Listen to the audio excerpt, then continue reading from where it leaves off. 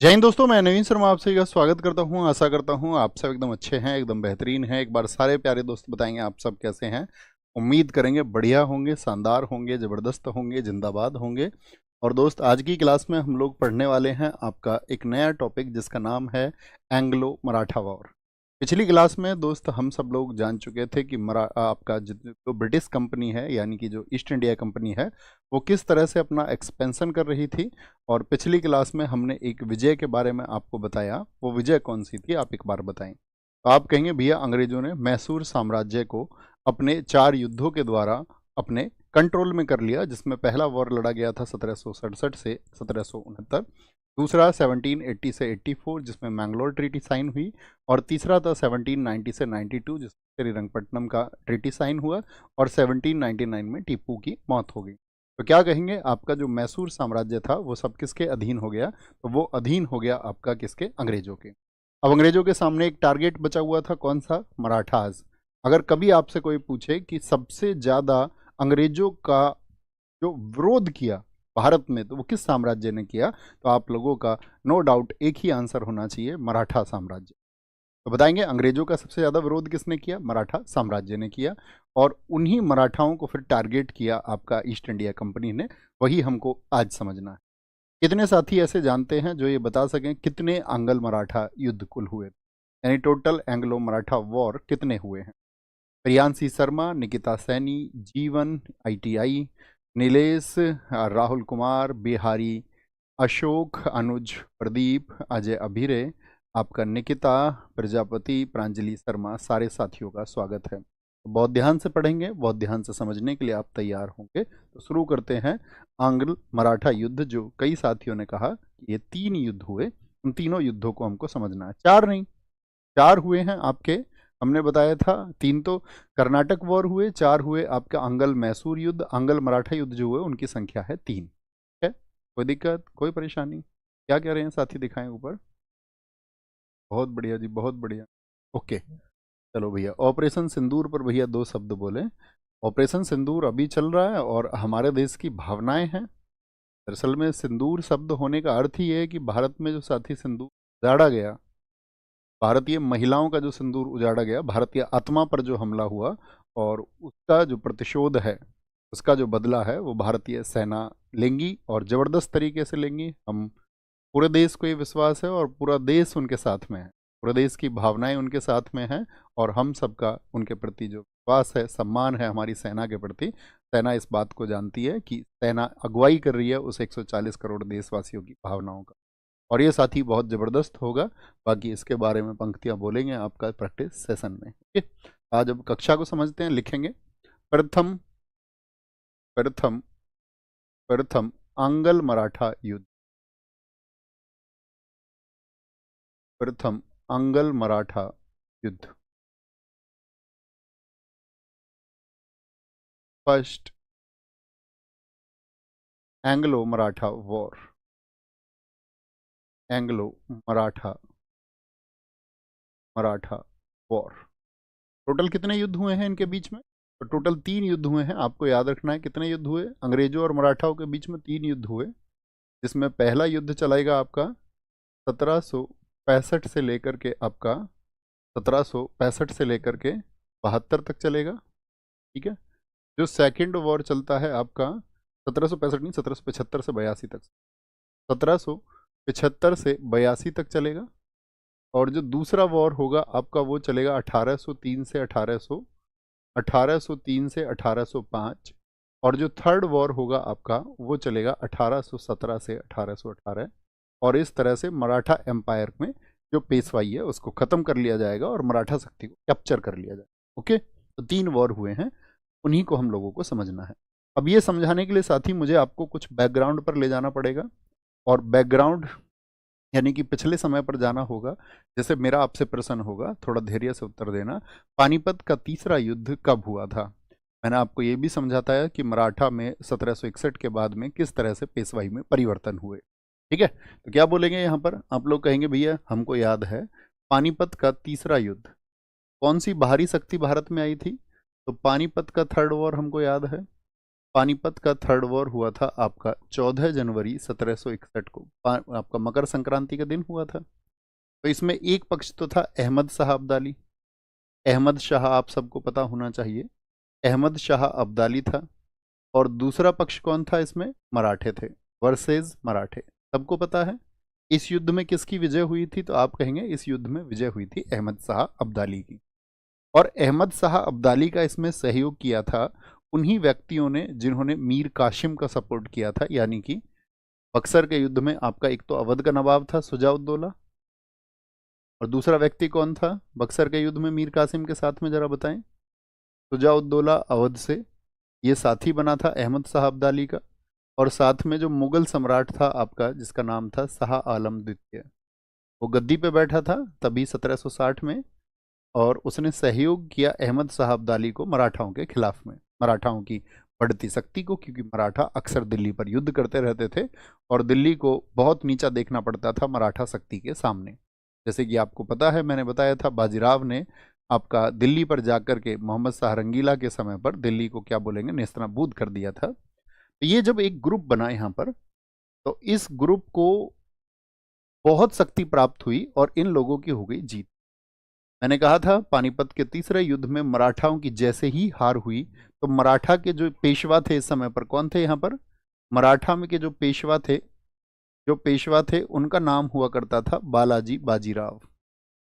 बालाजी बाजीराव। बालाजी बाजीराव इस घाव को सहन नहीं कर पाए और 1761 में क्या हो गई थी, उनकी डेथ हो गई। 1761 में उनकी डेथ हो गई। जब 1761 में उनकी डेथ हुई, तो उनकी डेथ के बाद में जो पेशवा बने थे उनका नाम था माधवराव। माधवराव पेशवा बने।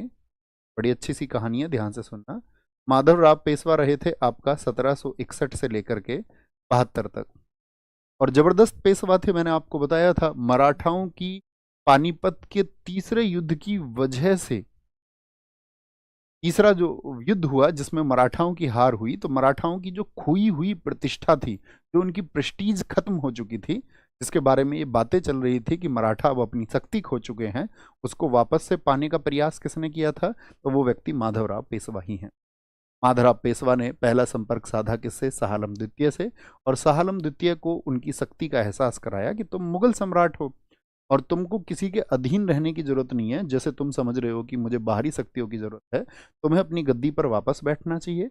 और माधवराव पेशवा ने भारत की उस समय की स्थितियों को बहुत अच्छे से जांचा, और इस समय पर वो अंग्रेज नीतियों को, क्योंकि बक्सर के युद्ध के द्वारा अंग्रेज अपनी चीज़ों को एक्सपैंड कर रहे थे, अपनी चीज़ों को बढ़ा रहे थे, तो अंग्रेज नीतियों को भी पहचान गए।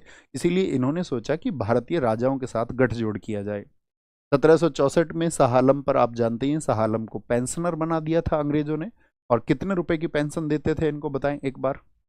आप कहेंगे 26 लाख रुपए की पेंशन देते थे। तो इस समय पर 1764 में तो वो पेंशनर बन चुके थे। तो जब वो पेंशनर बन चुके हैं, तो उनको वास्तविक शक्ति का एहसास दिलाया माधवराव पेशवा ने। माधवराव ने उनसे कहा कि हम तुमको वापस से दिल्ली की गद्दी पर स्थापित करेंगे। और याद रखना, शाह आलम द्वितीय को शक्तियां दी माधवराव पेशवा ने, और उनको वापस से उनकी खोई प्रतिष्ठा को शाह आलम द्वितीय को वापस दिलाया, और शाह आलम द्वितीय को पुनः दिल्ली में स्थापित किया। तो मैंने आपसे कहा 1761 से 72 होगा, सॉरी 62 नहीं, 1761 से 72। तो 1772 में क्या होता है, माधवराव की डेथ हो जाती है। क्या बोलेंगे? माधवराव की जब डेथ हो गई, याद रख लेना इनकी क्या होगी, 1772 में डेथ हो गई। 1772 में इनकी डेथ हो जाती है। और इनके बाद में जो पेशवा बने उनका नाम क्या था जरा बताएं? तो आप कहेंगे वो थे नारायण राव। नारायण राव पेशवा बने। और नारायण राव जब पेशवा बने, तो ये पेशवा रहे थे कुल, मैंने आपको लिखा है 1772 से 73 तक। ऐसा क्यों हुआ? सिर्फ एक ही वर्ष पेशवा क्यों रहे? क्योंकि इनकी हत्या करवा दी गई। और इनकी जो हत्या करवाई थी, क्या बोलेंगे, नारायण राव पेशवा, इनकी हो गई भैया हत्या। इनको इनका मर्डर कर दिया गया और इनकी हत्या कराई इनके चाचा। इनके जो चाचा थे उनका नाम था आपका राघोबा। क्या बोलेंगे? इनके चाचा राघोबा ने, राघोबा या बोले रघुनाथ राव ने, रघुनाथ राव ने, एक बार थम्सअप करें, समझ में आ रही है चीजें? क्लियर हैं एकदम से चीजें? मैं आपको वापस से वही चीजें पढ़ा रहा हूं जो हमको आपको पढ़ा चुके थे, क्योंकि आज हमको रिकॉल करने की थोड़ी सी जरूरत है 5 मिनट की। तो नारायण राव की हत्या कराई किसने? क्योंकि नारायण राव के विरोध में रहते थे उनके ही चाचा रघुनाथ राव, और रघुनाथ राव क्या चाहते थे, क्यों विरोध में थे? क्योंकि रघुनाथ राव चाहते थे कि पेशवा मैं बनूं। अब खुद पेशवा बनेंगे तो जिस व्यक्ति को पेशवा नियुक्त किया गया उसको रास्ते से हटाना पड़ेगा। तो ये रघुनाथ राव तो विरोधी हो गए, प्रतिद्वंदी हो गए, इनके एकदम से अपोनेंट बन गए।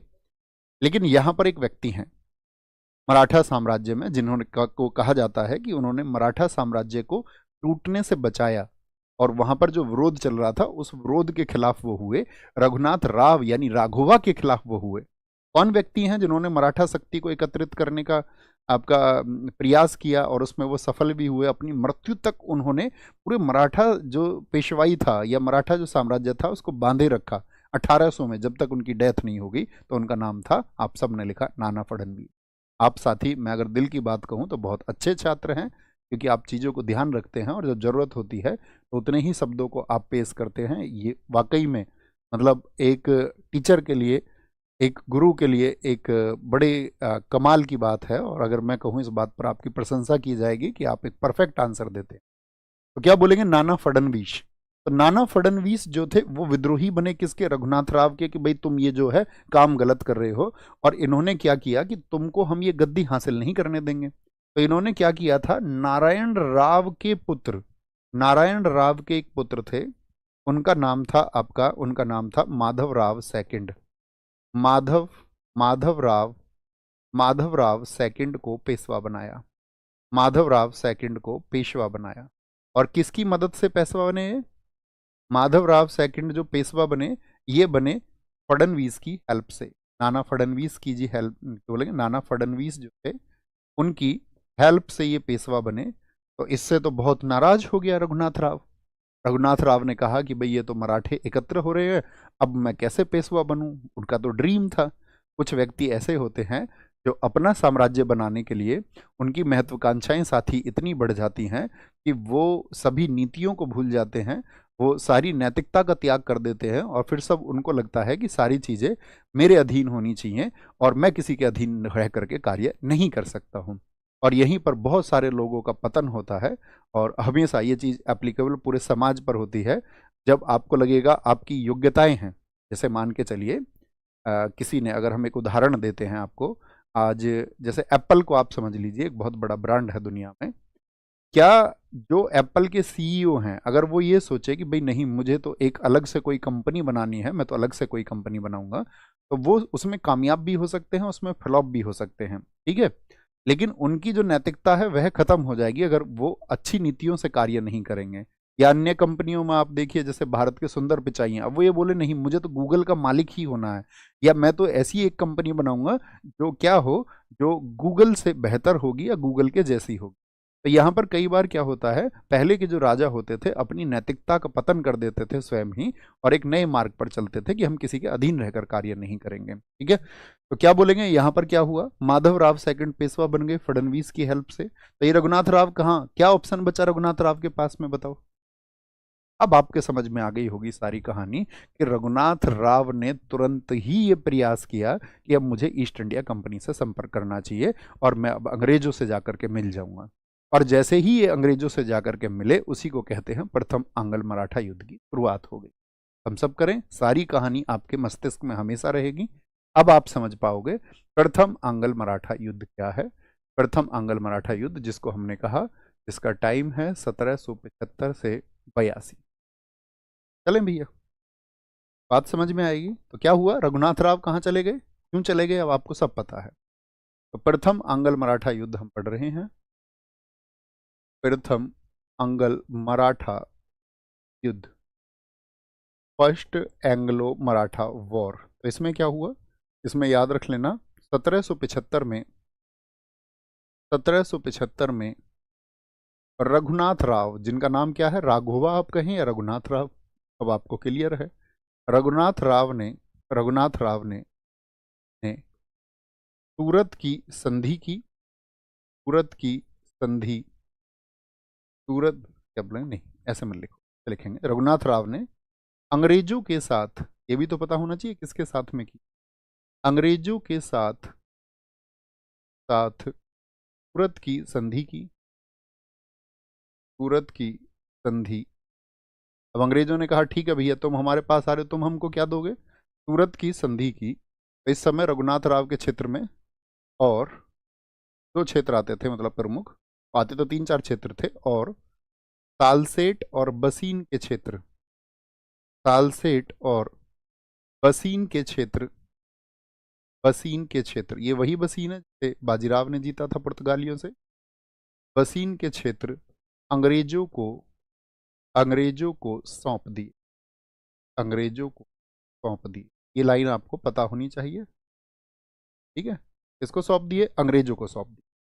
तो क्या बोल देंगे हम यहाँ पर? इन 1775, इन 1775 Raghunath Raghunath signed Raghunath signed the Surat treaty, the Surat treaty, Surat treaty and and handed over handed over handed over, क्या बोल देंगे इनको? हैंडेड ओवर किसके क्षेत्र, किस किसके क्षेत्र है? तालसेट का क्षेत्र है, तालसेट एंड बसीन, बसीन बसीन एरिया टू ब्रिटिशियर्स, ब्रिटिशियर्स किसको सौंप दिए? ब्रिटिशियर्स को सौंप दिए। और ये 2 क्षेत्र देने का वादा किया। अंग्रेज कहते हैं इसमें हमको तो और क्षेत्र भी चाहिए। तो फिर बाद में क्या किया, इसने एक प्रॉमिस किया कि हम तुमको जो है, अगर हम जीतेंगे तो सूरत और भड़ौच देने का वायदा भी किया। सूरत और भड़ौच क्षेत्र भी दिए, यानी कि उनको दिए जाने का वायदा किया। क्या बोलेंगे? क्या बोले? Area of Surat and Bharuch, area of Surat and Bharuch were also given, ये भी साथ ही दिए गए, ठीक है। और इसके बाद में दूसरी बात क्या है? तो अर्रास का एक वॉर होता है, अर्रास का युद्ध हुआ। अर्रास का युद्ध, अंग्रेजों ने कहा ठीक है, तुम हमको ये सब देते हो तो हम एक काम करते हैं, अभी तुम्हारे साथ हम हो जाते हैं और मराठाओं को हम हराएंगे। क्योंकि अंग्रेजों को तो तुम्हें पता था, उनको तो मौका चाहिए वॉर का। तो अर्रास का वॉर होता है। अर्रास का वॉर किस किस के बीच हुआ होगा बताएंगे? एक तरफ तो पक्ष हो गया आपका माधवराव सेकंड का, और एक तरफ जो रघुनाथ राव हैं, जो कि ईस्ट इंडिया कंपनी से मिल चुके हैं और ईस्ट इंडिया कंपनी को प्रॉमिस कर चुके हैं कि तुम मेरी ये जगह ले लो भैया, और मेरा खोया हुआ जो आत्मसम्मान है, मतलब झूठा आत्मसम्मान है मेरा, उसको तुम बचा लो। तो अर्रास का वॉर हुआ। अर्रास के वॉर में क्या हुआ, जिसमें इस वॉर का एक कंक्लूजन, नतीजा क्या निकला, जिसमें अंग्रेज पराजित हुए। और अंग्रेज इसमें जब हारे तो भाग गए, अंग्रेज पराजित हुए। तो मुझे एक बात बताएं कि रघुनाथ राव का जो ड्रीम है, क्या वो फुलफिल हुआ? क्या वो पूरा हुआ? क्या वो पूरा हो गया? तो आप कहेंगे भैया ये तो बड़ी दिक्कत की बात हो जाएगी, ये तो पूरा ही नहीं हुआ रघुनाथ राव का ड्रीम। अब अंग्रेजों ने भी देख लिया। अच्छा, मैं आपसे एक घटना और पूछना चाहूंगा, ये वही घटना है, आप सबको पता होना चाहिए। इसके अगले ही वर्ष क्या हुआ था? अमेरिका आज़ाद हुआ था। अमेरिका आज़ाद हुआ तो वहां पर फ्रांसीसियों की विजय हुई थी लगभग, या ये कहें कि अमेरिका को आज़ाद कराने में फ्रांसीसियों का सहयोग रहा। अब यहाँ पर तो आप सबको पता होना चाहिए, तो अमेरिका उनके हाथ से निकल गया। अमेरिका जैसे ही हाथ से निकला तो ब्रिटिश जो कंपनी थी, ईस्ट इंडिया कंपनी, उस पर ब्रिटेन की तरफ से एक प्रेशर आया कि हम एक अपनी टेरिटरी छोड़ चुके हैं, एक टेरिटरी हमसे छूट गई है, अब भारत ही हमारे पास में अच्छा विकल्प है। तो भारत में स्थितियां ज़्यादा ना बिगड़े। ज़्यादा ना बिगड़े का मतलब है कि अभी इस समय पर आपको पता होना चाहिए कि अंग्रेज मैसूर युद्ध में भी बिजी थे या नहीं थे। भाई 1700, मैंने आपको बताया था 1767 से लेकर के 1767 से लेकर के जब से फर्स्ट आपका एंग्लो मैसूर वॉर शुरू हुआ, और जब तक टीपू की मौत नहीं हुई, उसके पिता हैदर अली के समय पर, यहाँ पर संघर्ष था या नहीं था? आप कहेंगे हाँ, यहाँ पर भैया आपका आंगल मैसूर संघर्ष ये चल रहा था। अब आंगल मैसूर संघर्ष के चलते हुए उन्होंने चिंता की कि यार मराठे भी हमारे खिलाफ हो गए तो कहीं दिक्कत ना हो जाए, ठीक है, क्या बोलेंगे, कहीं इससे दिक्कत ना हो जाए। तो इस समय पर था हेस्टिंग्स अंग्रेज। तो हेस्टिंग्स ने दिमाग लगाया थोड़ा सा, हेस्टिंग्स ने सोचा यार इससे तो स्थिति गड़बड़ हो जाएगी, 2 फ्रंट पे हमको लड़ना पड़ेगा, मैसूर से भी और मराठा से भी। और आपको मैंने बताया था मैसूर वॉर के दौरान कि मराठा कभी इधर शिफ्ट हो जाते थे, कभी, इसीलिए ये स्थितियाँ थी। तो यहाँ पर क्या बात हुई कि उन्होंने एक काम करा कि एक काम करो, तुम मराठों से अभी संधि कर लो और मराठाओं को थोड़ा अपीज करो, उनको थोड़ा शांत करो। तो यहाँ पर एक संधि हुई, नोट करना, 1776 में, 1776 में, अगले ही वर्ष 1776 में, 1776 में पुरंदर की संधि हुई, पुरंदर की संधि हुई, पुरंदर की संधि हुई। ठीक है, हेस्टिंग्स को जो खबर पहुंची तो क्या बोलेंगे, the treaty of Purandar, treaty of Purandar, treaty of Purandar was signed in, was signed in 1776। अच्छा, इस संधि में क्या कहा फिर हेस्टिंग्स ने आकर के, तो इन्होंने ये कहा कि, क्या कहा कि जो भैया हम रघुनाथ राव का सहयोग नहीं करेंगे, रघुनाथ राव का सहयोग नहीं करेंगे, और जो माधव राव हैं, माधव राव सेकंड को इन्होंने पेशवा एक्सेप्ट कर लिया, वो पेशवा माना। ठीक है, एक्सेप्ट माधवा राव सेकंड या consider Madhav Rao second as a Peshwa, Peshwa मान लिया, मान लिया। तो इसके पीछे हेस्टिंग्स की चाल क्या थी कि अभी पहले हमको निपटना होगा इन स्थितियों में, सबसे पहले मैसूर को देखते हैं, और जब तक मैसूर से नहीं निपटेंगे तब तक हम मराठाओं की तरफ जो है हमको अपना ध्यान नहीं लगाना चाहिए। और सही नीति थी। आप कहेंगे हाँ बिल्कुल ठीक सोच रहे हैं, दो फ्रंट पर लड़ना बिल्कुल से एकदम से सही चीज़ नहीं है ना। अब मान के चलो हमको चीन से भी लड़ना, पाकिस्तान से भी लड़ना, तो दो फ्रंट पे एकदम थोड़ी ना लड़ेंगे हम। पहले हम पाकिस्तान को निपटाएंगे और धीरे धीरे अपना पीओके लेंगे, फिर वहाँ पर हम बलूचिस्तान को स्थापित करेंगे, बलूचिस्तान की मांग उठेगी, फिर धीरे धीरे ऐसी स्थिति आएंगी कि पाकिस्तान ये कहेगा भाई साहब मुझसे जितनी भी गलतियाँ हुई थी उनके लिए मुझे माफ़ करो, और आप बताइए मैं तो चाइना के कहने पर उनके बहकावे में आकर के अपना सारा नुकसान कर लिया हूँ, इससे कहीं ज़्यादा अच्छा होता कि मैं मानवता की दृष्टि से भारत के प्रति समर्पित रहता, तो शायद मेरी इस जनता के लिए, यहाँ पर जो जनता, और वहाँ की जनता समझ भी रही है पाकिस्तान की। वहाँ आपने देखा ना, वहाँ पर आपका जो लाल मस्जिद है, लाल मस्जिद में क्या हुआ, तो वहाँ पे लाल मस्जिद के जो मौलाना थे उन्होंने आपका पूछा उनसे, वहाँ पे जो लोग आपका कुरान पढ़ रहे जो आते हैं नमाज के लिए, उन्होंने पूछा भारत पाकिस्तान की वॉर होगी तो कितने लोग ऐसे हैं जो पाकिस्तान का साथ देंगे, तो एक भी हाथ नहीं उठा। अब जनता तो जानती है ना सब कि वहाँ की सरकारें क्या कर रही हैं, तो पाकिस्तान में बहुत हालात ख़राब हैं। इवन एक जो मौलाना थे वहाँ पर पाकिस्तान में, उन्होंने तो एक मस्जिद में कुरान की कसम खा करके ये कहा है कि भारत और पाकिस्तान का यदि युद्ध हुआ तो वह भारत का साथ देंगे। तो जनता तो समझती है ना, जनता को एक बेहतर सरकार चाहिए, एक ऐसा राजा चाहिए, या पूछे ऐसा एक राजा क्या, ऐसा एक शासक चाहिए, वो किसी भी पद के रूप में हो जो उनको एक बेहतर शासन दे पाए, बेहतर शासन दे पाए। तो माधवराव सेकंड को इन्होंने पेशवा मान लिया और इन्होंने कहा अभी झगड़े की जरूरत नहीं है, अभी कोई परेशानी नहीं है। अच्छा, दूसरा कारण क्या था, दूसरा कारण भी समझिए। कौन है यहाँ पर, हेस्टिंग्स है, वॉरेन हेस्टिंग्स है, हेस्टिंग्स। अब ये हेस्टिंग्स बड़ा चालू व्यक्ति था। अब इस हेस्टिंग्स ने कहा कि ठीक है, एक जरूरत तो हमको ये है कि यहाँ पर हमको बिजी होना है, एक दूसरा क्या है कि ये जो अधिकारी मिले थे, ये जो सब लोग मिले थे, या रघुनाथ राव ने जो अंग्रेजों के साथ में सूरत की संधि की थी, तो मैं आपको बताऊं कि अंग्रेज बंबई में थे या नहीं थे। हमने आपको बताया था कि 1661 में जो पुर्तगाली राजकुमारी की शादी ब्रिटेन के राजा चार्ल्स से हो गई थी, युवराज चार्ल्स से, तो उनको आपका 1661 में शादी के बाद में 1668 में बम्बई दहेज में मिल गया था। तो बम्बई उनके पास में है या नहीं है, आप बताएंगे। आप कहेंगे जी भैया बम्बई में तो था उनके पास में।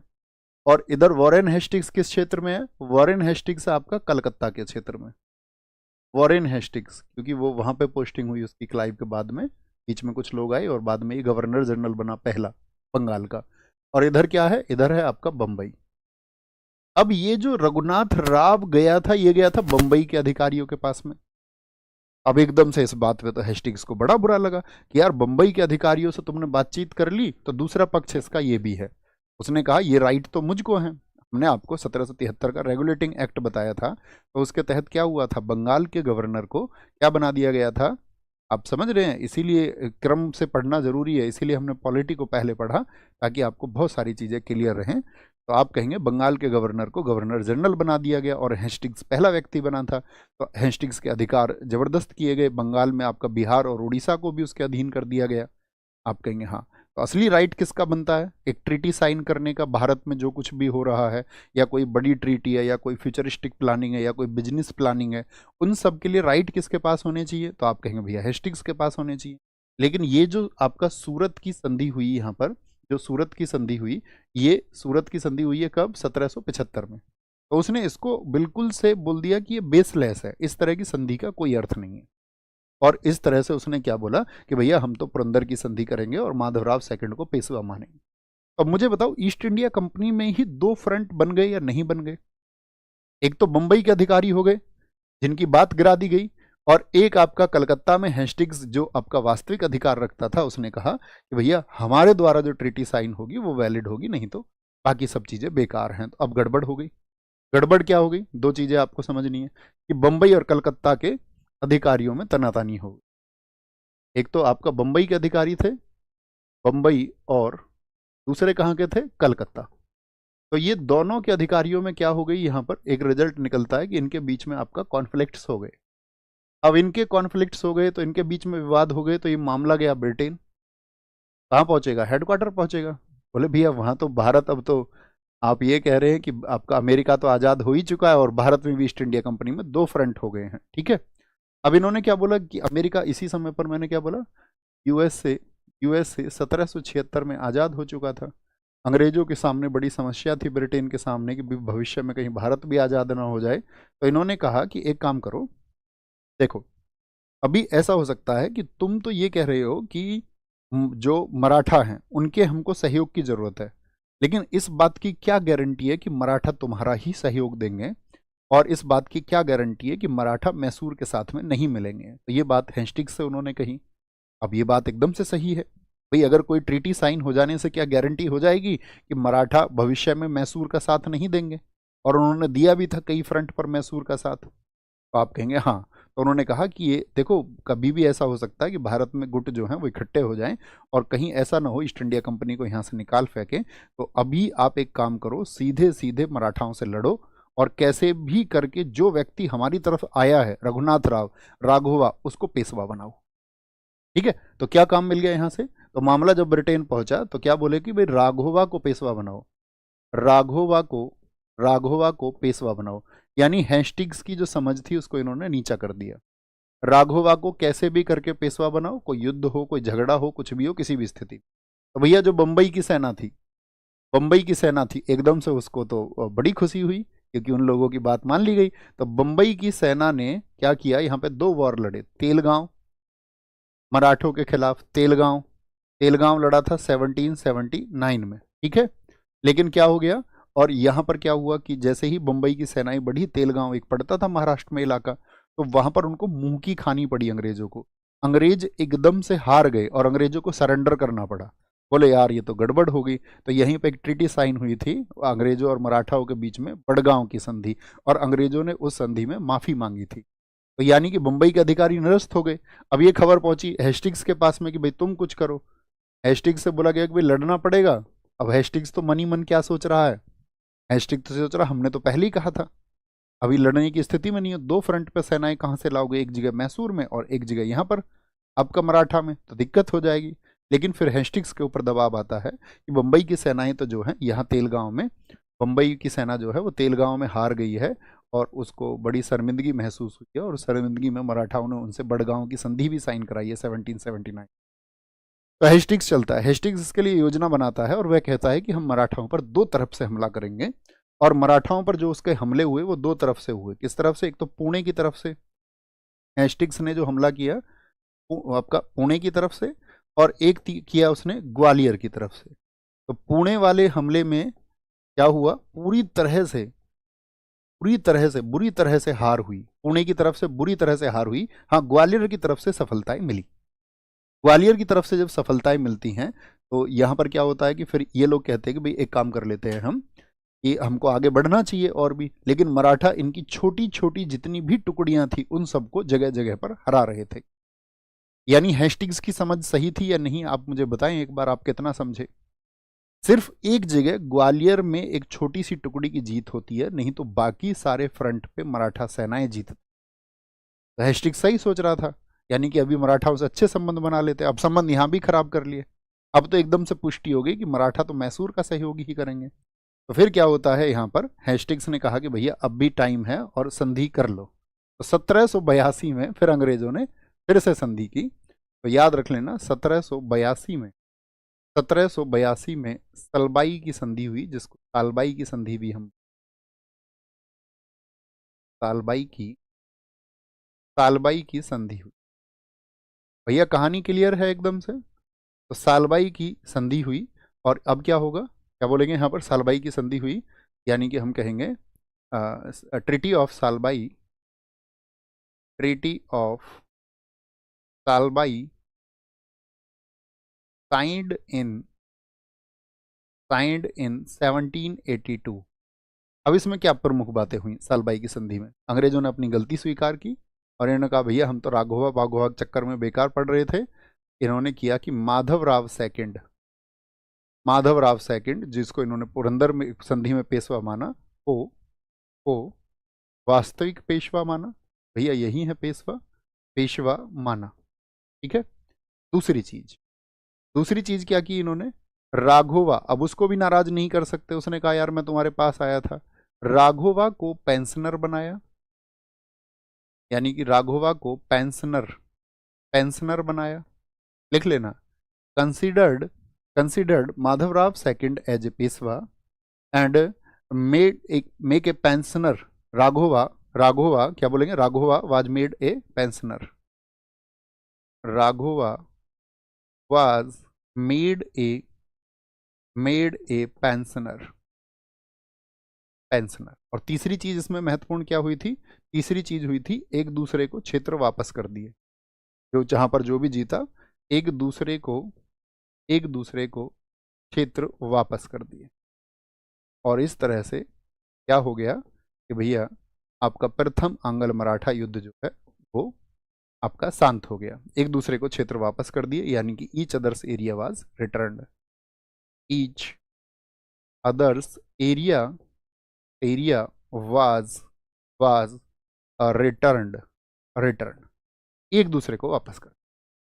तो क्या बोलेंगे, कभी भी आपसे पूछे सलबाई की संधि, और सलबाई की संधि से क्या हुआ था, आपका प्रथम आंग्ल मराठा युद्ध की समाप्ति हो।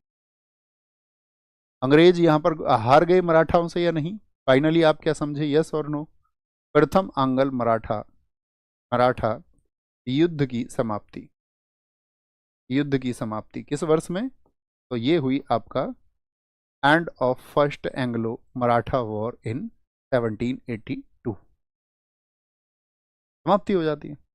अब अंग्रेजों के पास कोई विकल्प नहीं था, मराठाओं के खिलाफ जा नहीं सकते। तो मैंने आपको बताया था सलवाई की संधि में जैसे ही मराठाओं की संधि हो गई अंग्रेजों से, तो अंग्रेज अब तक किसका साथ दे रहे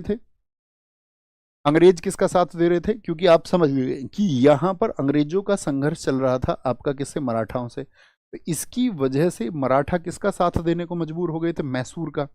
लेकिन जैसे ही ये संधि आपका हस्ताक्षरित होती है, तुरंत ही मराठा और निजाम जिस हैदर अली की सहायता कर रहे थे दूसरे युद्ध में, जो दूसरा आंग्ल मैसूर युद्ध था 1780 से 84, उसमें बैकआउट हो जाते हैं और इसी वजह से हैदर अली की हार होती है। तो हैदर अली की हार का कारण कौन सी संधि बनी थी? सलबाई की संधि बनी थी, क्योंकि फिर आपका उसी युद्ध में पोटरनावो के वॉर में अंग्रेजों ने अपनी सारी ताकत लगा दी थी और अंग्रेजों ने क्या किया था, आपका हैदर अली को उसी युद्ध में मार गिराया। फिर टीपू सुल्तान चार्ज लेता है। तो दोनों घटनाएं साथ साथ चल रही हैं, जोड़ते हुए देखकर हमेशा चला करो। क्लियर है कहानी? तो अंग्रेज इसके बाद में एकदम से शांत रहते हैं कि हमको अभी निपटना है मैसूर से। और फाइनली मैसूर को कब जीत लिया उन्होंने, बताएं किस वर्ष में? मैसूर को कब जीत लिया? अब 3 महत्वपूर्ण घटनाएं घटी भारतीय इतिहास की इन दिनों में। जैसे कि एक तो मैसूर को फाइनली एक सहायक संधि थोपी टीपू सुल्तान के ऊपर वालेजली ने, लेकिन उसने डिनाई कर दिया, तो कार्यवाही कर दी और 1799 में टीपू सुल्तान को घेर करके मार दिया गया। तो 1799 में मैसूर को जीत चुके थे। आप कहेंगे हाँ जी भैया। दूसरी घटना क्या है? अभी मैंने एक नाम लिया था नाना फडणवीस। तो मैंने आपसे कहा था नाना फडणवीस मराठों को बहुत जोड़ के रखते थे, और नाना फडणवीस के साथ में एक व्यक्ति थे महादजी सिंधिया।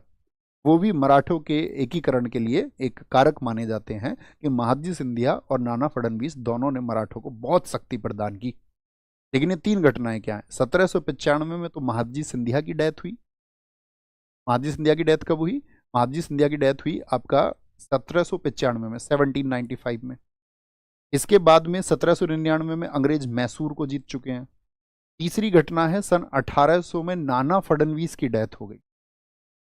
तो एक तो दो उनके लीडर जो थे मराठाओं के वो नहीं रहे, एक आपका जो प्रतिद्वंदी था अंग्रेजों का मैसूर को, वो फाइनली टेक ओवर कर चुके थे।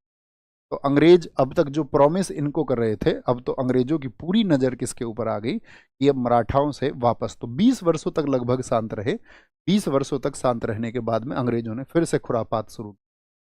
यहाँ पर वापस लेकर चलेंगे हम आपको, कहाँ पर, यहाँ पर देखिए 1772 की स्थिति आपको क्लियर है। रघुनाथ राव चाहते थे, जिसकी वजह से, इनकी चाहत की वजह से ही पहला अंगल मराठा युद्ध हुआ, ठीक है। और इनके अंगल मराठा युद्ध होने के बाद में आपका फिर पेशवा चलते रहे। माधवराव द्वितीय क्या रहे, पेशवा रहे। और माधवराव द्वितीय के बाद में जो पेशवा बनते हैं उनका नाम आता है आपका, इनके बाद में जो पेशवा बने उनका नाम था 1796 में, 1796 में बाजीराव द्वितीय पेशवा बने। कौन बने, बाजीराव। वहीं बता देते हैं, यहाँ पे लिखना। सबसे पहले पृष्ठभूमि शुरू करेंगे, क्या बोलेंगे, सेकंड अंगल मराठा युद्ध। कॉन्सेप्ट क्लियर है ना भैया। अपना प्रयास यही है कि आपको सिर्फ डेट वगैरह ऐसे नहीं कि जैसे पढ़ते हैं ना लगातार डेट्स पढ़ा दो, ये तब हुआ वो हुआ। आपको कारण भी पता होने चाहिए कि क्या कारण थे, उस समय की स्थितियां क्या थी, और मैं उम्मीद करूंगा आप बहुत अच्छे से उनको समझते हो। तो सेकंड एंग्लो मराठा वॉर कब से कब तक हुआ भैया, ये हुआ था आपका 1803 से 1805। कई बार इसका वर्णन जो है वो 1806 भी मिलता है, तो उससे कोई दिक्कत नहीं है। 1803 से 1805 क्या हुआ इसमें, घटनाएं घटी। कुछ घटनाएं कौन कौन सी हैं, उन घटनाओं में एक प्रमुख घटना आती है आपकी 1796 में, 1796 में, 1796 में बाजीराव द्वितीय, बाजीराव सेकंड पेशवा बना, पेशवा बना ना, इस घटना को पेशवा बना, यानी कि Bajirao second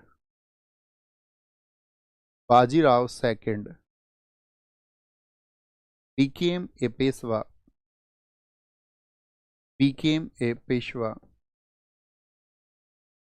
in 1796, in 1796।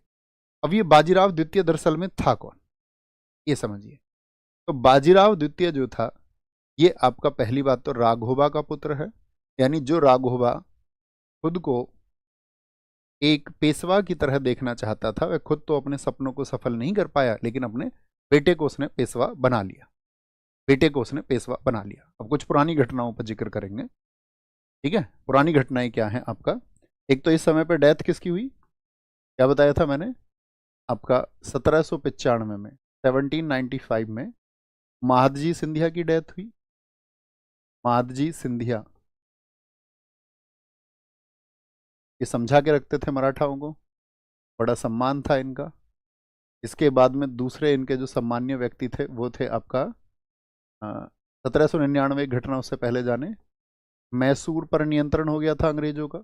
Mysore पर ईस्ट इंडिया कंपनी का क्या हो गया था, कंट्रोल हो गया था। यस और नो, आप कहेंगे हाँ जी भैया हो गया था। एक आपका 1800 में क्या हुआ, 1800 में नाना फडणवीस की डेथ हो गई, नाना फडणवीस की डेथ हो गई। और मैंने कहा था नाना फडणवीस की डेथ जैसे ही हुई तो मराठा जो है एकदम से बिखर गए, मराठा एकदम से बिखर गए।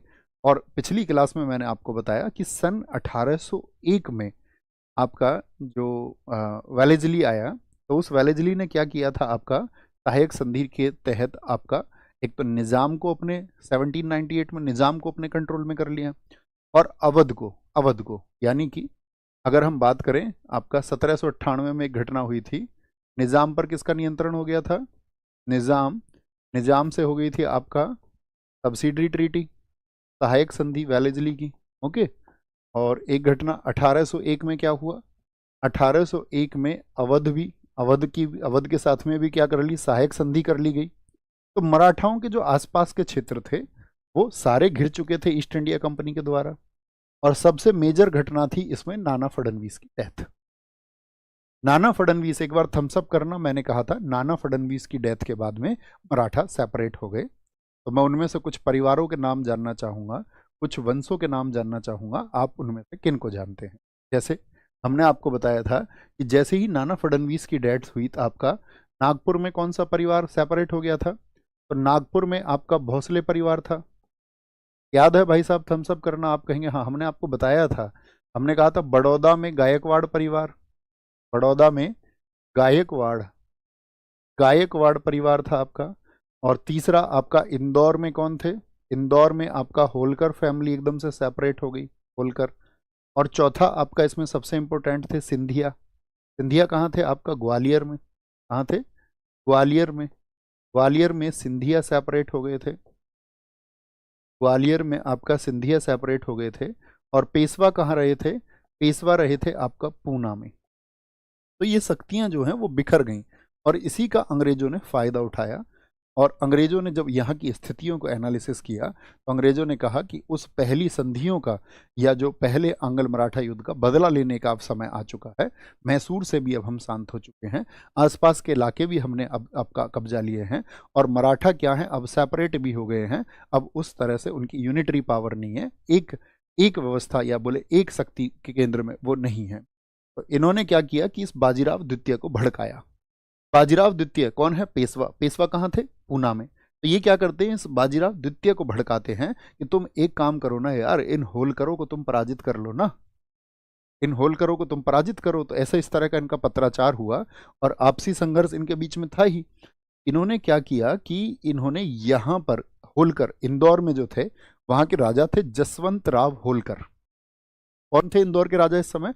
जसवंत राव होलकर। और जसवंत राव होलकर के भाई की हत्या करा दी। अब इससे तो जसवंत राव होलकर को गुस्सा आएगा या नहीं आएगा? होलकर फैमिली को। तो होलकर फैमिली ने कहा कि हम इस हत्या का बदला जरूर लेंगे और होलकर फैमिली ने वापस अटैक किया पूना पर। तो ये दोनों आपस में संघर्ष में लग गए या नहीं? तो पूना पर वास्तव में अटैक इन्होंने क्या बोल देंगे आपस में, ये दोनों के दोनों का संघर्ष हो गया। तो यहां पर फिर क्या होता है आपका, अब तो भैया जैसे ही पूना पर उन्होंने अटैक किया और पूना को अपने कब्जे में भी कर लिया। पूना किसके कंट्रोल में आ गया? तो आप कहेंगे पूना कंट्रोल में आ गया होलकर फैमिली के। अब तो क्या करे बाजीराव द्वितीय? उसने सोचा कि यार, अब अंग्रेजों ने ये चाल क्यों चली थी? उनको पता था कि होलकर ज्यादा मजबूत है इस समय पर और होलकर कोई अगर वॉर होता है तो इनको हरा देंगे और उसके बाद में ऐसी हमको एक वजह मिल जाएगी इस युद्ध में एंटर होने की। क्योंकि बाजीराव सेकंड से उनका अच्छा कॉरेस्पॉन्डेंस था, अच्छा पत्राचार था, संबंध अच्छे थे। ठीक है, क्योंकि राघोबा के अच्छे संबंध थे ना ईस्ट इंडिया कंपनी से, तो उनके बेटे के तो संबंध अच्छे होंगे ही। समझ रहे हैं? आप कहेंगे जी भैया बड़ी आसानी से एकदम क्लियर पिक्चर है। उन्होंने क्या किया कि भाई एक काम करो, जो ये जो आपका पेशवा है इससे कहा कि भाई हम तुम्हारा साथ दे देंगे, ठीक है, अगर तुमको वापस पूना चाहिए, जिस पूना को होलकर कब्जे में कर चुके हैं, लेकिन तुमको क्या है कि भैया अब सहायक संधि अपनानी पड़ेगी। पहले जिली तो बहुत चालाक था, उसके पास तो शर्त ही एक रहती थी सहायक संधि अपना लो, एक रेजिडेंट रखो, हम तुमको सेना देंगे, उस सेना का खर्चा तुम दे देना। अब एकदम से बाजीराव सेकंड ने कहा कि मुझको बदला चाहिए।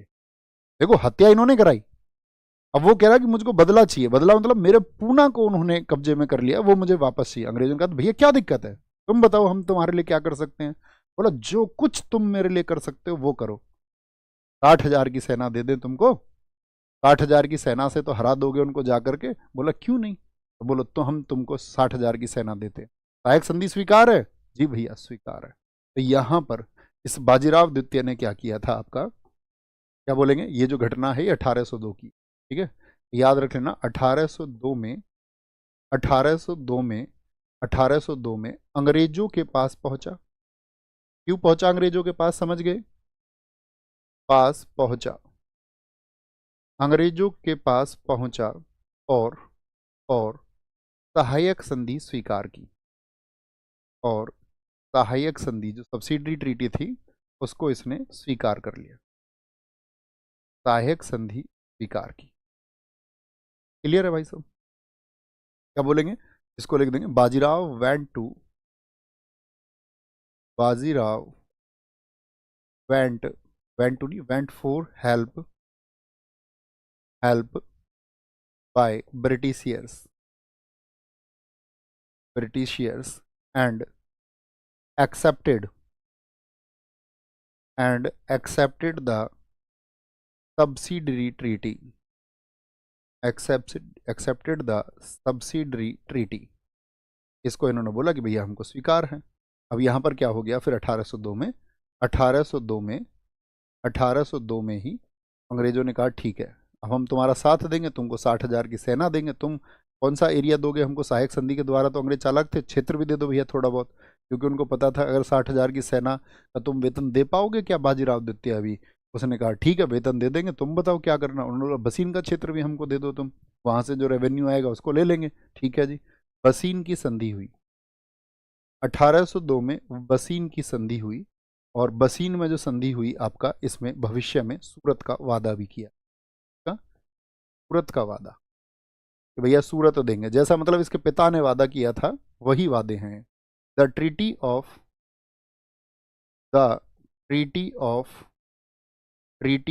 बसीन, ट्रीटी ऑफ बसीन was signed in, was signed, ये तो नहीं लिख लो ना, वाज साइंड ये तो आपको पता ही है, 1802। तो भैया कौन कौन इनके विद्रोही हैं पूना के इस समय पर देखिए जरा। तो सबसे बड़ा विद्रोही तो इस समय होलकर है।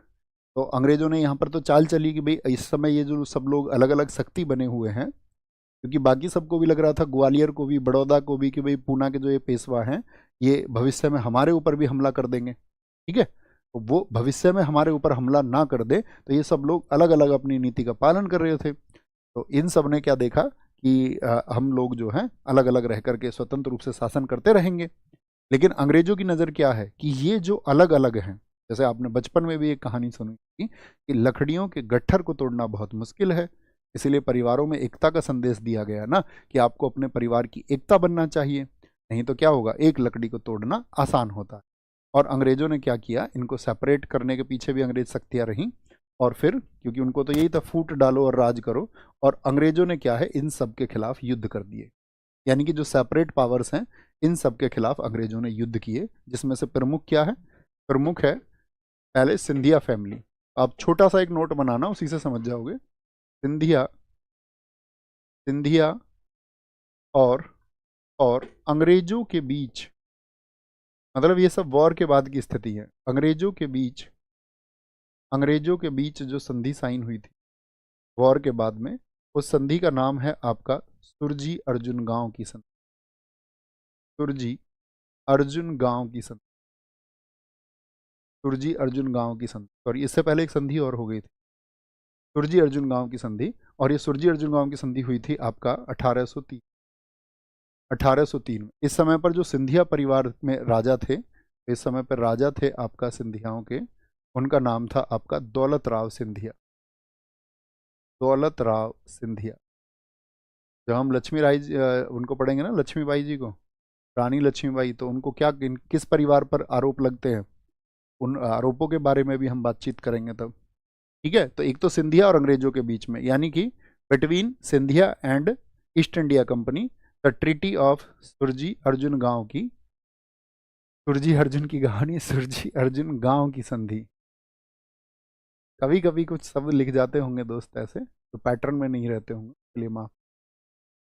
ट्रीटी ऑफ सुरजी अर्जुन गांव, ट्रीटी ऑफ सुरजी, महाराष्ट्र में उस समय अंजन गांव एक जगह थी, वहां पर ये हुई थी, सुरजी अर्जुन गांव, सुरजी अर्जुन गांव। दूसरा इनके अपोनेंट कौन थे, भोसले परिवार। तो भोसले और अंग्रेजों के बीच में एक संधि हुई, भोसले और अंग्रेजों के बीच एक संधि हुई जो इसी वर्ष हुई थी। ठीक है, यानी कि यहाँ पर कहा जाता है कि इस संधि से 13 दिन पहले वो हुई, यानी कि भोसले और अंग्रेजों के बीच हुई 17 दिसंबर को, और इनके बीच में हुई थी आपका 30 दिसंबर 1803 को। तो भोसले और अंग्रेजों के बीच में भी एक संधि हुई जिसको बोलते हैं देवगांव की ट्रीटी, देवगांव की संधि, यानी कि treaty of Devgaon, treaty of Devgaon. तो इनसे अलग अलग संघर्ष उन्होंने किया, और ट्रीटी ऑफ देवगांव ये हुई 1803 में। और भैया भोसलों के इस समय पे राजा कौन थे, रघुजी भोसले।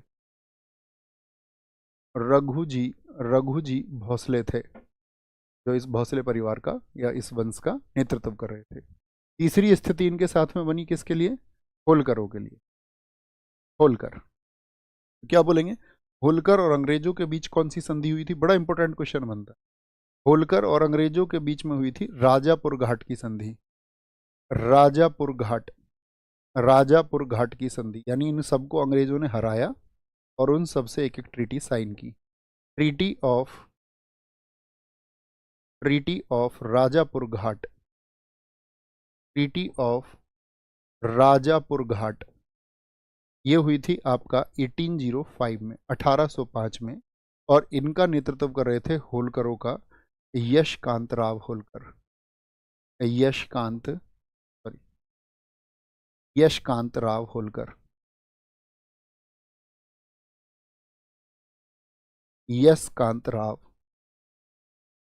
यशकांत राव होलकर इनका नेतृत्व कर रहे थे। थम्स अप करें भैया, कहानी क्लियर है कि मराठाओं से जो उनका संघर्ष हुआ अलग अलग, उसमें कैसे अंग्रेजों ने विजय पाई। तो अंग्रेजों ने जो ये विजय पाई है, इसमें 1802 में शुरुआत कहाँ से हुई है कि 1802 में बाजीराव द्वितीय गया। बाजीराव द्वितीय क्यों गया? क्योंकि होलकरों से उनका सीधे रोप है। यहाँ पर बड़ौदा से अभी कोई संधि नहीं हुई थी, ये बात याद रख लेना आप लोगों को। लेकिन मराठा एम्पायर को उन्होंने बहुत कमजोर कर दिया, बहुत कमजोर कर दिया। और 1802 में ही एकदम से शुरुआत हो गई मराठा शासन के बहुत कमजोर होने। तो 1802 से शुरू हुआ ये वॉर, ठीक है, फाइनली, जिसमें एक संधि साइन हुई। लेकिन इसमें संधि के द्वारा जो पहला वॉर हुआ इसका, वो हुआ सिंधियाओं से 1803 में, और अंतिम वॉर हुआ होलकरों से 1805 में। इसीलिए हमने आपसे कहा कि द्वितीय आंग्ल मराठा युद्ध जो है वो 1803 से 1805 चला। आपको क्लियर है? कोई दिक्कत तो नहीं? अब अंग्रेज जो है वो मराठा को बहुत हद तक टेक ओवर कर चुके हैं। तो फिर बात आती है हमारा, इसकी बात आती है तीसरे आंग्ल मराठा वॉर की, और संक्षेप में समझना है। तीसरा आंग्ल मराठा युद्ध,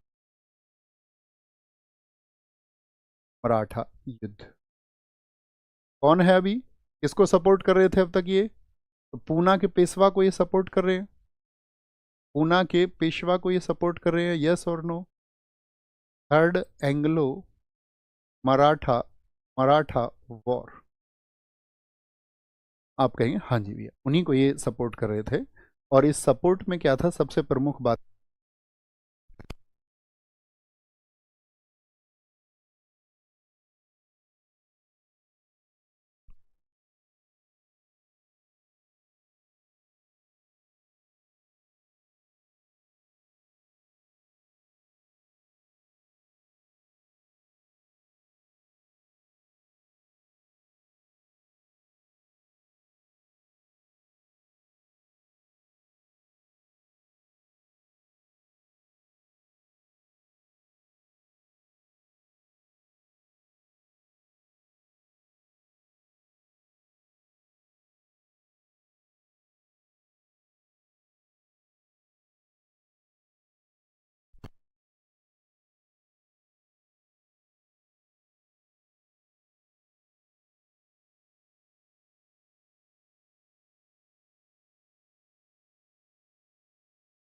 अभी आराम कर लो ना, तो क्लास में क्या दिक्कत? कोई नहीं, आराम करो बराबर। हेलो हेलो हेलो, अभी बताएंगे दोस्त, आवाज क्लियर है? आवाज साथी क्लियर है? एक बार बताएंगे। ओके ओके ओके, ठीक है। हाँ, तो यहाँ पर बोलेंगे, मैंने बताया तीसरा आंग्ल मराठा युद्ध, तो हम कौन सा डायलॉग बोल रहे थे? हम डायलॉग बोल रहे थे केजीएफ का। और वो डायलॉग तुम सबने शायद सुना हो या नहीं सुना हो। उसमें ये होता, मैं हमेशा जंग टालने की कोशिश करता हूँ, लेकिन अगर जंग हुई तो जीतूंगा तो मैं ही। तो ईस्ट इंडिया कंपनी का तो ये सिद्धांत था कि वो टालते वालते भी नहीं थे, इसका जो आधा पार्ट है उसको खत्म कर दो। तो वो तो टालते भी नहीं थे, वो तो जंग को पैदा करते थे और लास्ट में जीत जाते थे फिर, क्योंकि वो सबको सेपरेट कर देते थे। और भारतीय राजाओं के अंदर उतनी दूरदर्शिता नहीं थी, या यूं कहें कि भारतीय राजाओं के अंदर जो है अपने लालच और अपना स्वार्थ या अपनी टेरिटरी को बचाना उनके लिए अपनी जो है प्रायोरिटी की चीज़ थी या प्राथमिकता की चीज़ थी। वो भारत के लिए स्वप्न उस समय पर नहीं देखते थे। तो इस समय पर अब यहाँ पर कौन था? एक तो बाजीराव सेकंड है, बाजीराव सेकंड था, बाजीराव सेकंड। और बाजीराव सेकंड के एक सहयोगी थे इस समय पर, अप्पा साहब। अप्पा साहब, तो एक सेंटर तो ये था। और वर्सेज में कौन था आपका, वर्सेज में थी आपकी ईस्ट इंडिया कंपनी, यानी कि ईस्ट इंडिया कंपनी। और ईस्ट इंडिया कंपनी में इस समय था आपका हेस्टिंग्स, लेकिन वॉरेन हेस्टिंग्स नहीं है, ये दूसरा हेस्टिंग्स है, दो हेस्टिंग्स आए थे, ठीक है, याद रखना इस समय की स्थितियों में। इन्होंने क्या किया कि भाई अब तो हमने तुमको बहुत सपोर्ट दिया था, और इन्होंने ये कह दिया बाजीराव द्वितीय से कि भाई अब तुम पेशवा नहीं रहोगे। तो बाजीराव द्वितीय से इन्होंने उसकी पेशवाई छीन ली, और ये क्या किया, इसको बाजीराव द्वितीय को कहा, बाजीराव द्वितीय को कहा कि हम तुमको देंगे 8 लाख रुपए एनुअली पेंशन, वार्षिक पेंशन। पेशवा तुम ही रहोगे, नाम तुम्हारा पेशवा ही रहेगा, लेकिन तुम्हारी जो है ना, ये जो मराठा संघ है ये खत्म होता, ठीक है। 8 लाख वार्षिक पेंशन, जब तक तुम नहीं मरोगे तब तक तुमको पेशवा कहते रहेंगे। वार्षिक पेंशन देकर देकर इसको भेज दिया विठुर। विठुर एक जगह थी कानपुर, यानी कि तुम महाराष्ट्र में भी नहीं रहोगे, तुम रहोगे कानपुर। विठुर कानपुर इसको भेजा। सेंट हिम टू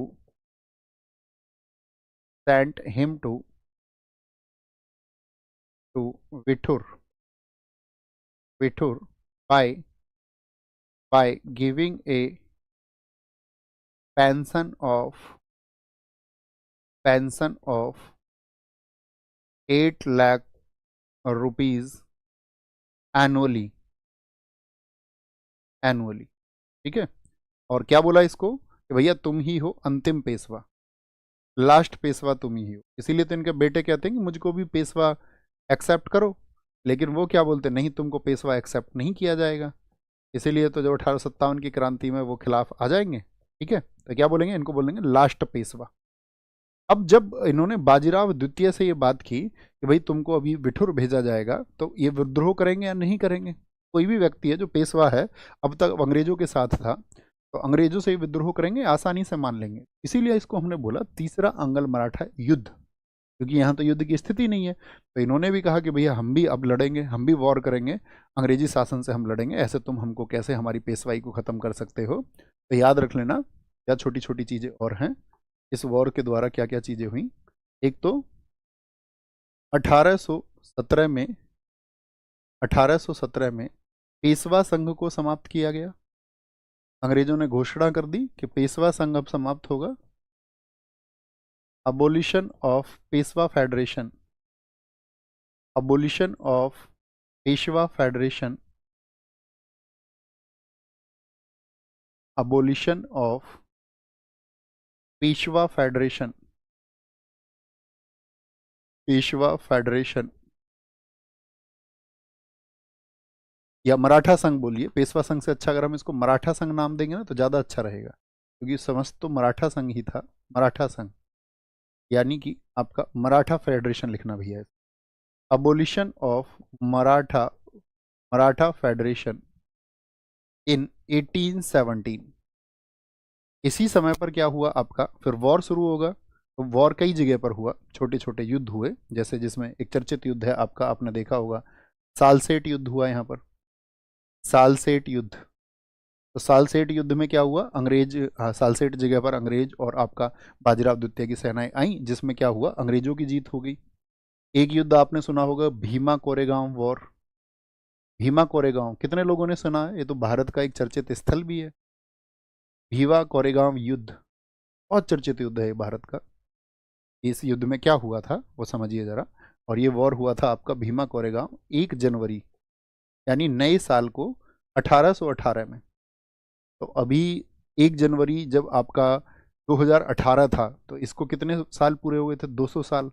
तो आप 2018 में एक खबर थी कि भीमा कोरेगांव जो स्मारक है वहाँ पर, ठीक है, यानी कि वहाँ पर भीमा कोरेगांव रण स्तंभ जो जगह है आपका, वहाँ पर सब लोग सेलिब्रेट करने जा रहे थे। तो सेलिब्रेट करने जा रहे थे तो उनके ऊपर पथराव हो गया और हिंसा हो गई, और हिंसा में क्या है, बहुत सारे लोगों को वहाँ पर चोटें पहुँची, डेथ हुई कई लोगों की।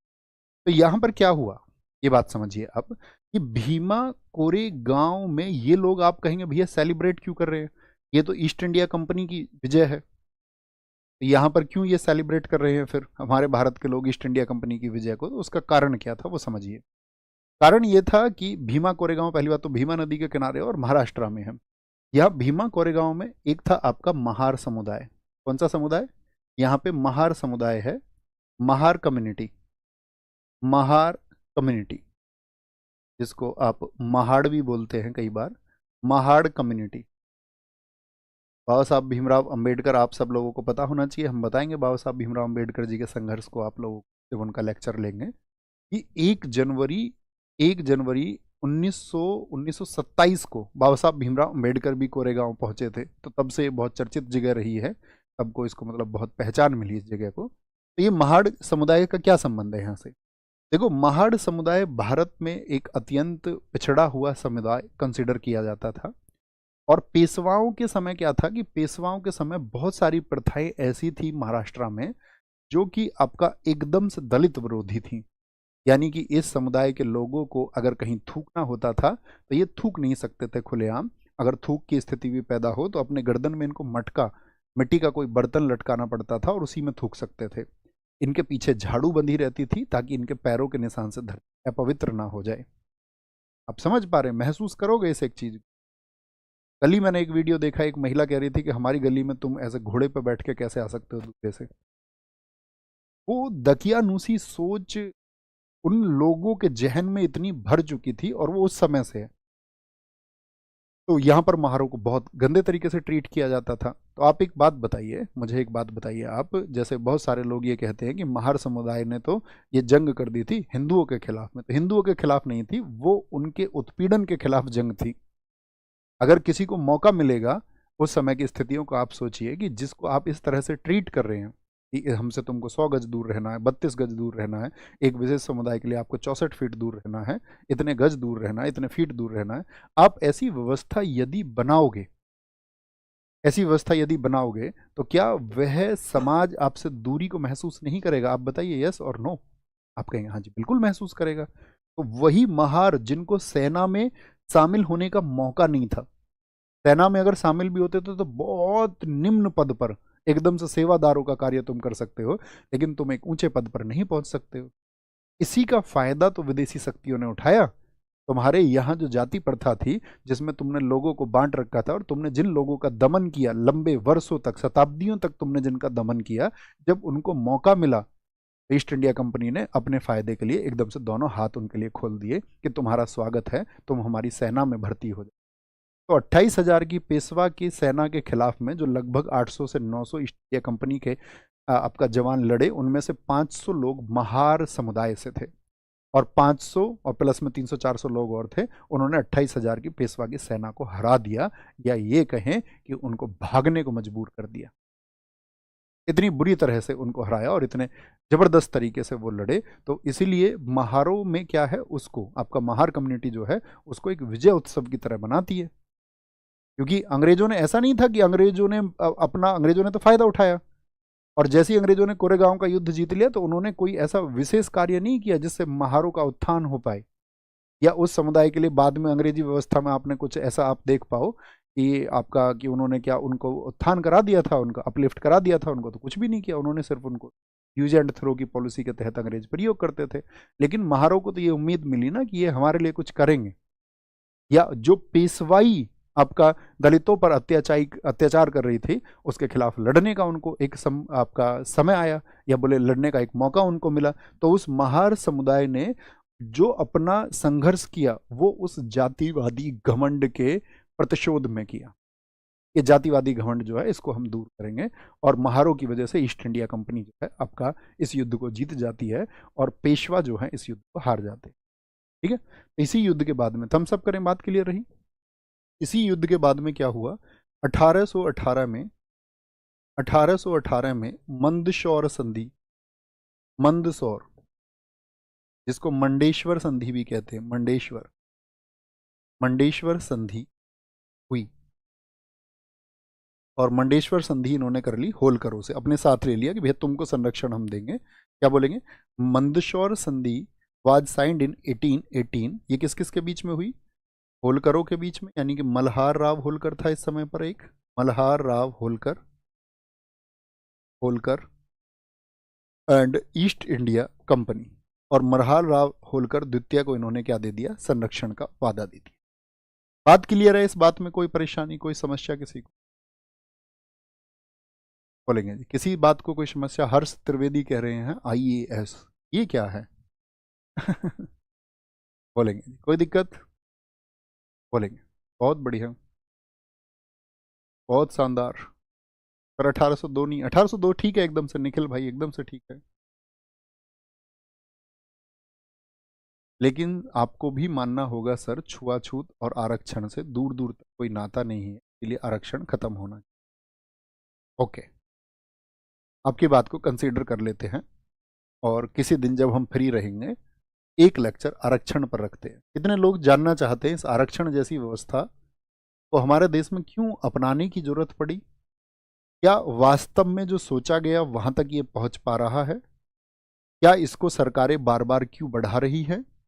या इसको खत्म कर दिया जाए यदि, तो उसके बारे में सरकारें क्यों विचार नहीं करती हैं? एक वर्ग जो ये कहता है इसको खत्म कर देना चाहिए, क्या इसको सही में खत्म कर देना चाहिए? क्या वो देश के लिए नुकसानदायक होगा या लाभदायक होगा? तो इन सारे बिंदुओं के लिए किसी दिन आरक्षण पर साथी चर्चा करेंगे। मुझे आप सब लोगों के 2 घंटों की आवश्यकता होगी, और शायद ये बड़ा विवाद है ना, बहुत सारे लोगों के बीच में।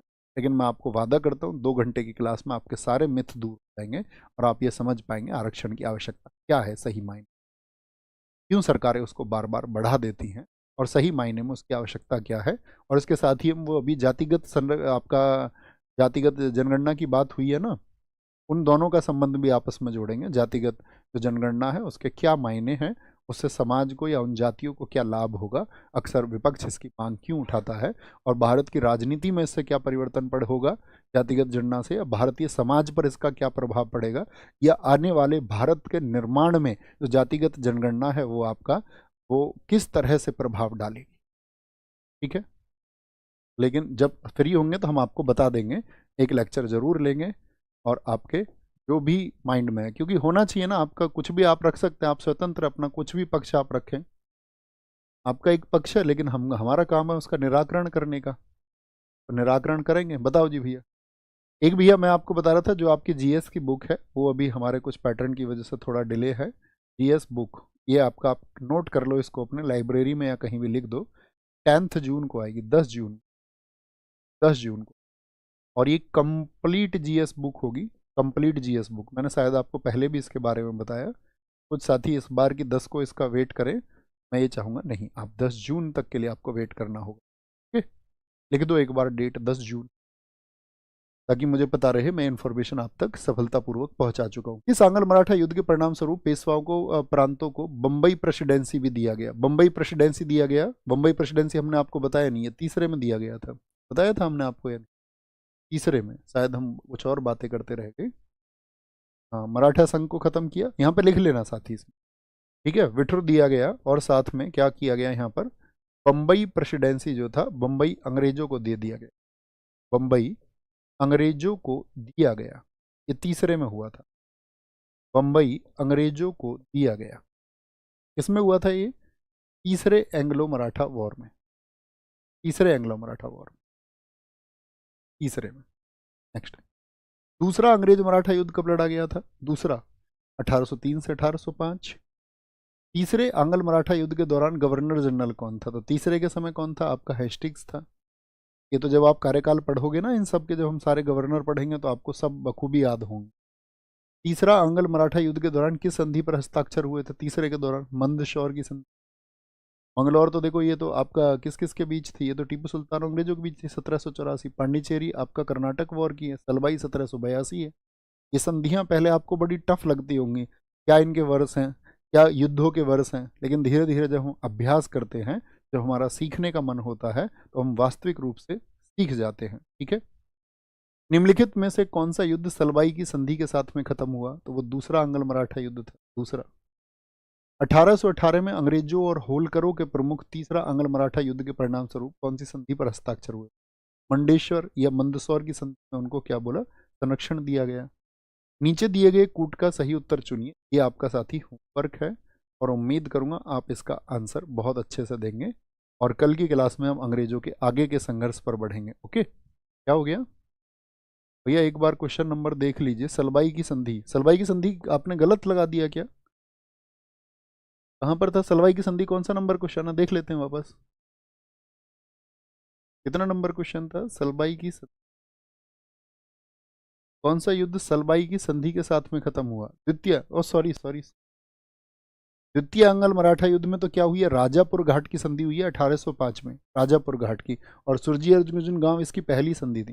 पहला अंगल मराठा युद्ध था ना, 1775 से 82 तक जो चला, 82, और 1782 में हुई थी अंगल मराठा। और यहाँ पर 1775 में कौन सी संधि हुई थी? सूरत की संधि हुई। Really sorry. ये आपका होमवर्क का क्वेश्चन है, आंसर देना ना भूलें। अपनी जर्नी को साथ ही आगे बढ़ाते रहिए। हमेशा एक, अगर मैं कहूँ, तर्कशील छात्र बनने का प्रयास करिए। और अन्य जितनी भी कहानियाँ हैं दुनिया में, झूठी कहानियाँ या जितने भी अंधविश्वास हैं, उनसे बस दूर हो जाइए। थोड़े से तार्किक बनिए और साथ में विनम्र बनिए, और दुनिया में सबसे बेहतरीन है, सबसे अच्छा और सबसे समझदार इंसान हो जाए। ठीक है? अपने आप पे गर्व करना सीखिए, खुद पर आत्मविश्वास रखिए। चीज़ें कठिन होती हैं, ये वास्तविकता है, जिसको महसूस करना होता है, जिसके हिस्सेदारी में आती हैं, उसी को इस बात का मालूमात होता है। तो मैं आपसे एक बात कहूँगा कि एक दिन दिन संवरेंगे साथी, इसी एक विश्वास के साथ में मेहनत करते रहिए और वो संवरेंगे। ख्याल रखेंगे। नमस्ते, जय हिंद, जय भारत।